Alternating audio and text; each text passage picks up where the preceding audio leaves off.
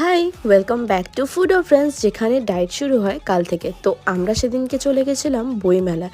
বইমেলায় কী কী খাবারের অপশন আছে সেটা দেখার জন্য। তো ঢোকার মুখেই দেখছিলাম এরকম বাদাম, পাপড়ি চাট এটসেট্রা অনেক কিছু দোকান ছিল। আর আমরা ঢুকেছিলাম ময়ূখ ভবনের একদম অপোজিটে যে গেটটা আছে সেই গেটটা দিয়ে। তো ঢুকেই প্রথমে দেখলাম পাপড়ি চাট, ডায়মন্ড ফ্রাই এটসেট্রা এরকম অনেক কিছু দোকান আছে।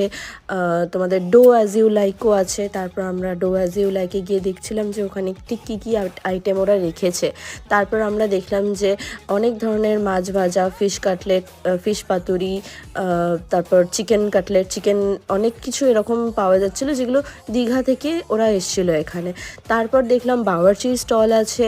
তারপর দেখলাম কাশ্মীরি ড্রাই ফ্রুটসের স্টল আছে। তারপর মিষ্টি ছিল প্রচুর, ভর্তি ভর্তি, নবদ্বীপের লাল দই পর্যন্ত ছিল, পান্ডা মোমোস ছিল, ইনফ্যাক্ট নিও আমরে পর্যন্ত ছিল।